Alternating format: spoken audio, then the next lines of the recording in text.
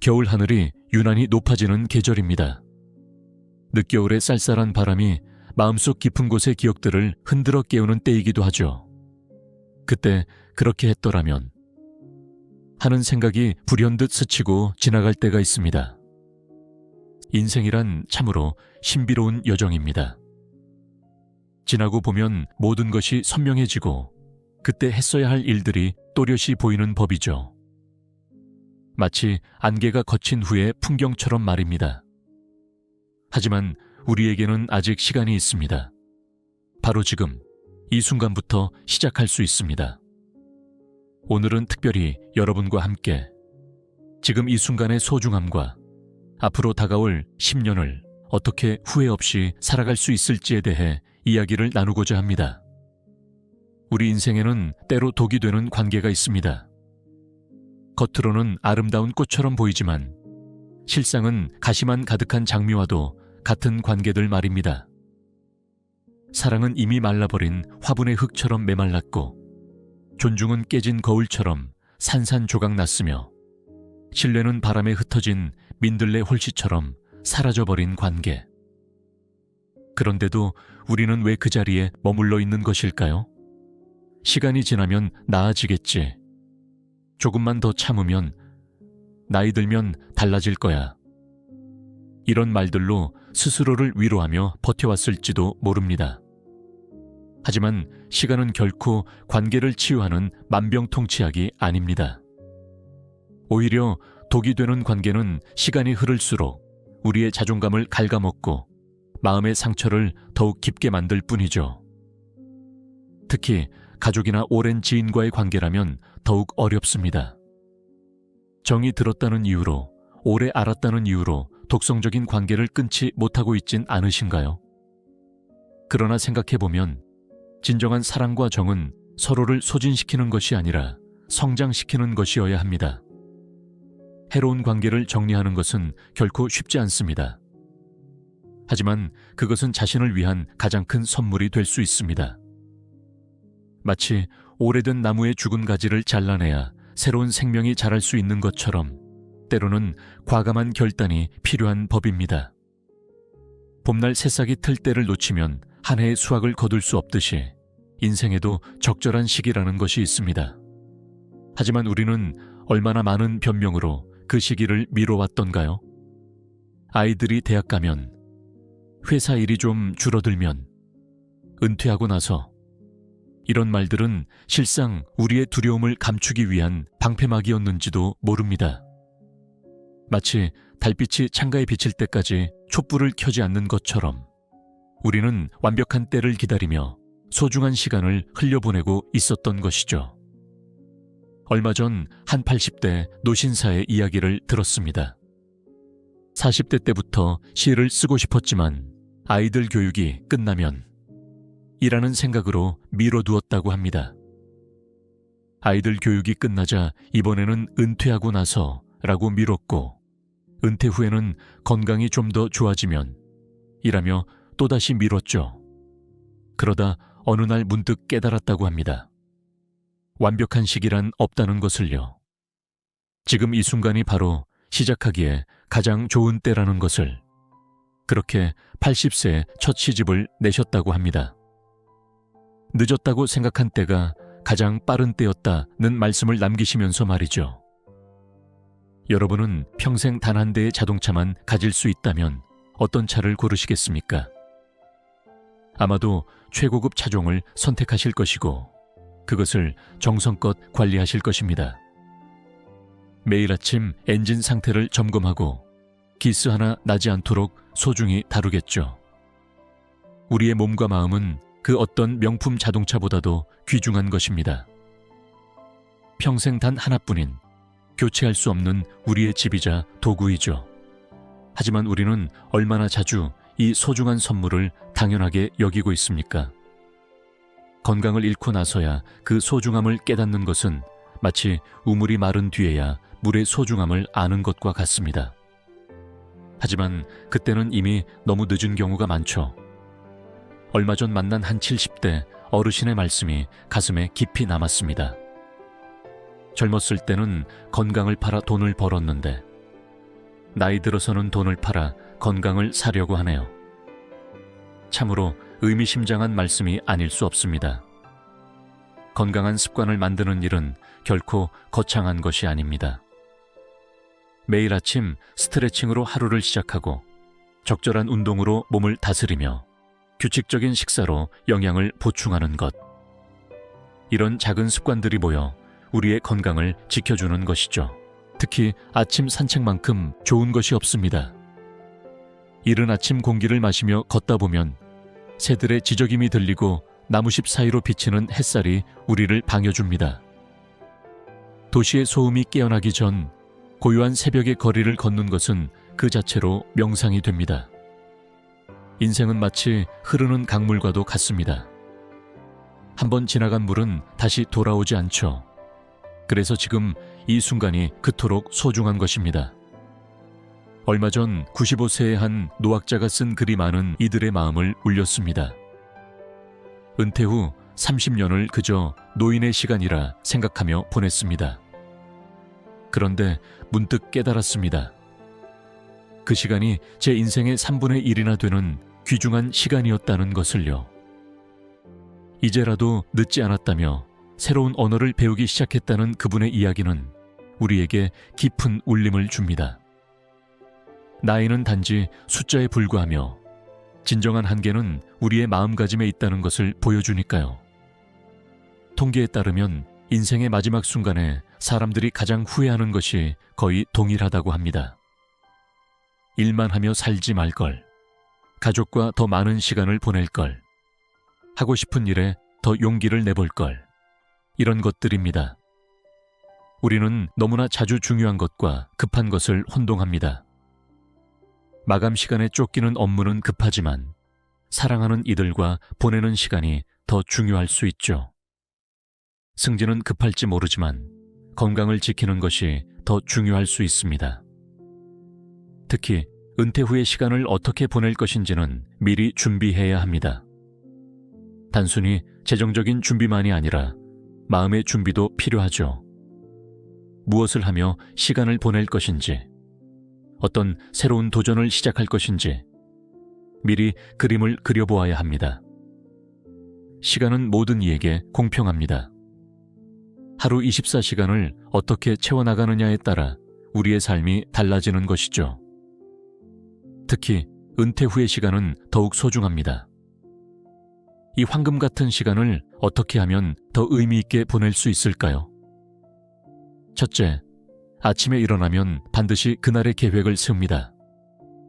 비록 간단한 일정이라 해도 하루를 계획적으로 보내는 것은 중요합니다. 아침 산책을 하고 도서관에 들러 신문을 읽고 오후에는 취미 활동을 하는 식으로 말입니다. 둘째, 하루 중 적어도 1시간은 자신만을 위한 시간으로 비워둡니다. 책을 읽거나 음악을 듣거나 일기를 쓰는 등 온전히 나만을 위한 시간을 가지는 것이죠. 이는 마음의 건강을 지키는 중요한 습관이 됩니다.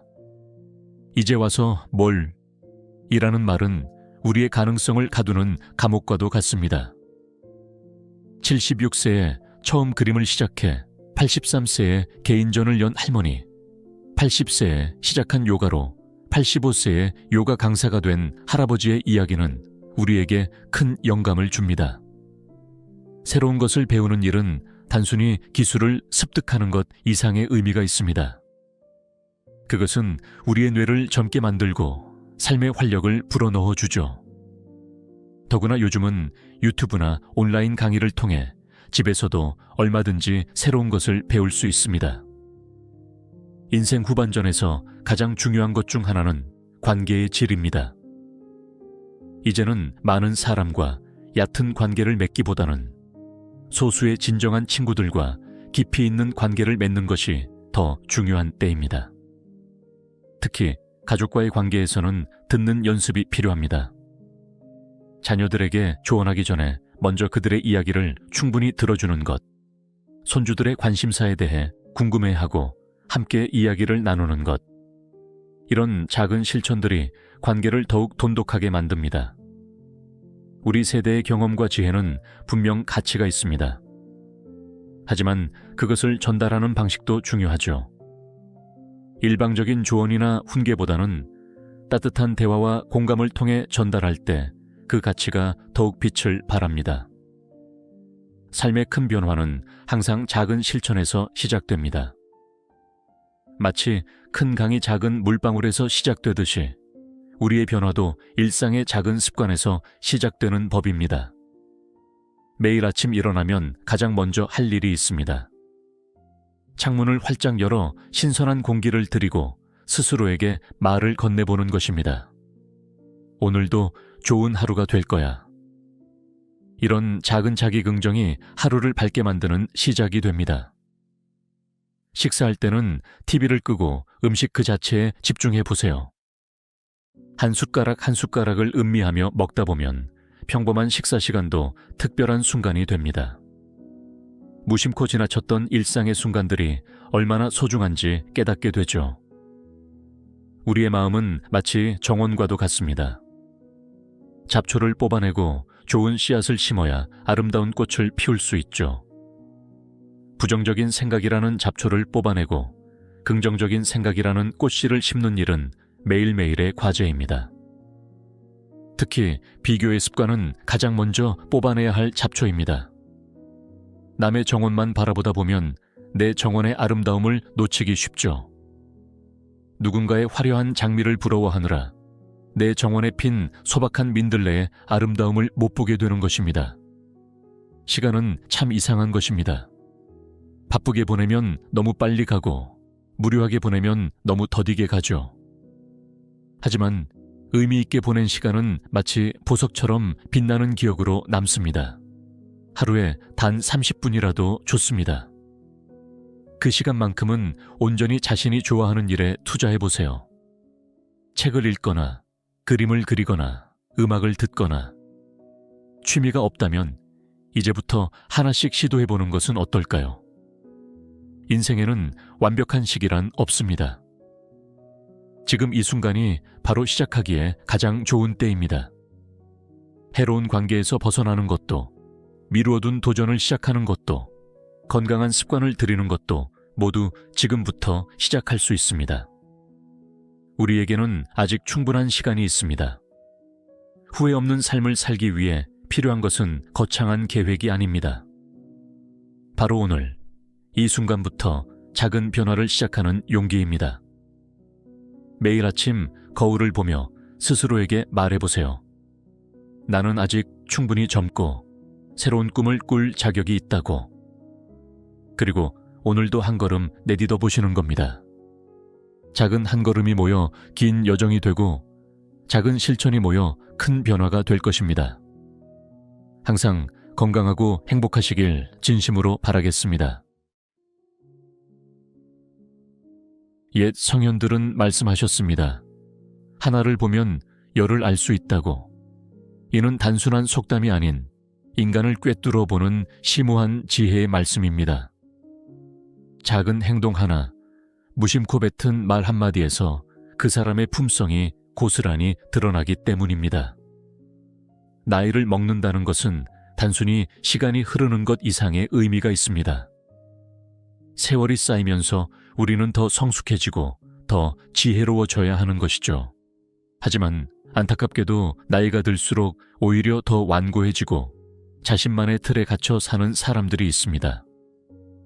오늘은 특별히 여러분께 매우 중요한 이야기를 전해드리고자 합니다. 나이 들어서도 이 두 가지를 모르는 사람이라면 아무리 가까운 사이라 해도 과감히 정리하는 것이 좋습니다. 피해야 할 두 부류의 사람들, 바로 미안해할 줄 모르는 사람과 감사할 줄 모르는 사람입니다. 우리 주변에는 참으로 다양한 형태의 사과가 있습니다. 하지만 그 중에서 가장 위험한 것이 바로 진정성 없는 사과입니다. 이는 독이 든 꿀과도 같아서 겉으로는 달콤해 보이지만 관계를 서서히 파괴하는 독이 되기 때문입니다. 진정성 없는 사과는 여러 가지 형태로 나타납니다. 흔히 볼 수 있는 것이 조건부 사과입니다. 자신의 잘못은 인정하지 않으면서 상대방의 감정이 상한 것에 대해서만 형식적으로 사과하는 것이죠. 또 다른 형태는 책임 전가형 사과입니다. 겉으로는 사과하는 것 같지만 실제로는 상황이나 다른 사람에게 책임을 돌리는 것입니다. 마치 독버섯이 화려한 색으로 자신을 위장하듯 이런 사과는 진정한 사과가 아닌 자기 변명의 다른 형태일 뿐입니다. 가장 위험한 것은 습관적 사과입니다. 마치 아침 인사처럼 쉽게 미안하다는 말을 내뱉지만 정작 무엇이 잘못되었는지도 모르고 반성의 마음도 없는 것이죠. 이런 사과는 오히려 상대방의 마음에 더 큰 상처를 남깁니다. 특히 나이 든 사람의 이런 태도는 더욱 경계해야 합니다. 수십 년간 굳어진 습관은 마치 단단한 바위와도 같아서 쉽게 바뀌지 않기 때문입니다. 오히려 나이가 들수록 그 모습은 더욱 강화되어 주변 사람들에게 더 큰 상처를 주게 됩니다. 진정한 사과의 첫 단계는 자신의 잘못을 명확히 인식하는 것입니다. 막연히 잘못했다고 느끼는 것이 아니라 구체적으로 어떤 행동이 상대방에게 어떤 영향을 미쳤는지 정확히 이해해야 합니다. 마치 의사가 정확한 진단을 내려야 치료가 가능한 것처럼 문제의 본질을 정확히 파악하는 것이 첫걸음입니다. 두 번째 단계는 책임을 지는 것입니다. 자신의 잘못을 인정하고 그 결과에 대해 책임을 지겠다는 명확한 의지를 보여야 합니다. 이때 중요한 것은 변명이나 정당화를 하지 않는 것입니다. 상황이나 다른 사람에게 책임을 전가하는 순간 그것은 더 이상 진정한 사과가 아닙니다. 세 번째 단계는 재발 방지를 약속하는 것입니다. 하지만 이는 단순한 약속에 그쳐서는 안 됩니다. 구체적으로 어떻게 행동을 바꿀 것인지, 어떤 노력을 기울일 것인지 명확한 계획이 있어야 합니다. 마치 등산로에 표지판을 쏘듯 앞으로의 행동 방향을 분명히 제시해야 하는 것입니다. 네 번째이자 가장 중요한 단계는 실천입니다. 아무리 좋은 약속도 지키지 않으면 무용지물이 되듯 행동으로 보여주지 않는 사과는 의미가 없습니다.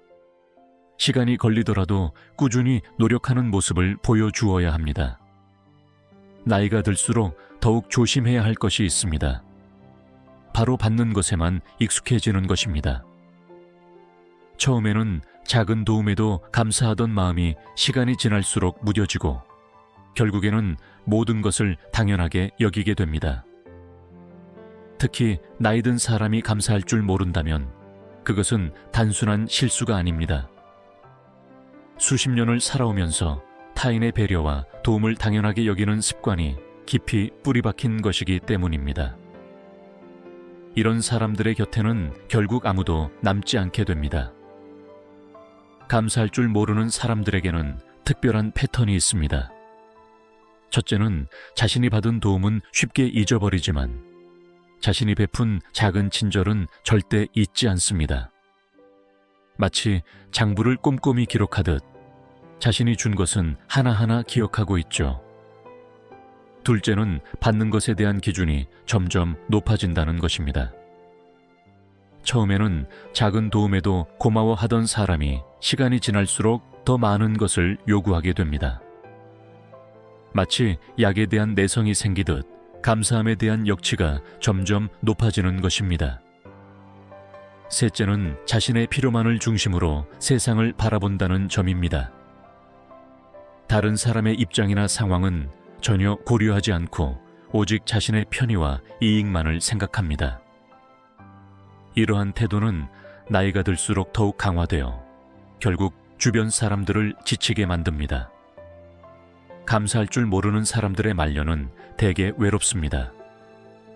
처음에는 많은 사람들이 그들을 돕고 이해하려 하지만 시간이 지날수록 하나둘 멀어지게 됩니다. 마치 끊임없이 물을 퍼내는 우물처럼 주변 사람들의 선의와 에너지가 고갈되어 버리는 것입니다. 더 큰 문제는 이런 태도가 자신의 행복까지 해친다는 점입니다. 감사할 줄 모르는 사람은 늘 불만족스러운 삶을 살게 됩니다. 받은 것에 대해 감사하지 못하니 현재의 행복도 느끼지 못하고 항상 더 많은 것을 바라게 되는 것입니다. 나이 들어서까지 사과할 줄 모르고 감사할 줄 모르는 사람들을 멀리하는 것은 우리의 마음 건강을 위해 매우 중요합니다. 그러나 여기서 주의할 점이 있습니다. 그들을 멀리하되 미움이나 원망의 마음은 갖지 않는 것이 좋습니다. 마치 독이 든 음식을 조용히 치우듯 담담하게 거리를 두는 것입니다. 특히 가족이나 오랜 친구 사이라면 더욱 신중해야 합니다. 갑작스러운 관계 단절은 오히려 더 큰 상처를 낳을 수 있기 때문입니다. 대신 점진적으로 만남의 빈도를 줄이고 깊은 관여를 피하는 것이 현명합니다. 타인의 잘못을 지적하기 전에 먼저 거울 앞에 서듯 우리 자신을 돌아보는 시간이 필요합니다. 혹시 우리도 모르는 사이에 진정성 없는 사과를 하고 있지는 않은지, 또는 받은 은혜를 당연하게 여기고 있지는 않은지 깊이 성찰해봐야 합니다.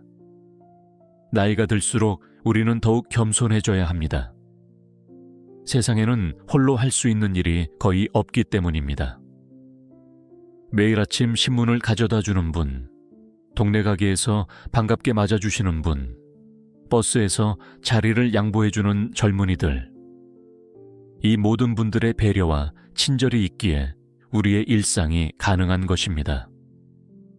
나이 들어 만나는 새로운 사람들과의 관계에서는 더욱 신중해야 합니다. 처음 몇 번의 만남에서 그 사람의 진면목이 드러나기 마련이죠. 특히 다음과 같은 순간들을 주의 깊게 관찰하는 것이 좋습니다. 첫째, 그 사람이 실수했을 때의 반응입니다. 진심 어린 사과를 하는지 아니면 변명거리를 찾는지 살펴보세요. 둘째, 누군가의 도움을 받았을 때의 태도입니다. 진정으로 감사해야 하는지 아니면 당연하게 여기는지 보세요. 이런 순간들이 그 사람의 진정한 모습을 보여주는 거울이 됩니다. 인생의 황금기를 살아가는 우리에게는 평화로운 마음이 무엇보다 중요합니다. 이 시기에는 더 이상 의무감이나 체면 때문에 힘든 관계를 이어갈 필요가 없습니다. 우리에게 남은 시간과 에너지는 더없이 소중하기 때문입니다. 진정한 사과와 깊은 감사는 인간관계의 기본이자 가장 중요한 덕목입니다. 이 두 가지의 가치를 아는 사람들과 함께할 때 우리의 노년은 더욱 풍요롭고 행복해질 것입니다. 이 말씀을 듣고 계신 모든 분들이 진정성 있는 사과와 깊은 감사의 가치를 아는 좋은 분들과 함께하시어 더욱 행복하고 평안한 노후를 보내시기를 진심으로 기원합니다.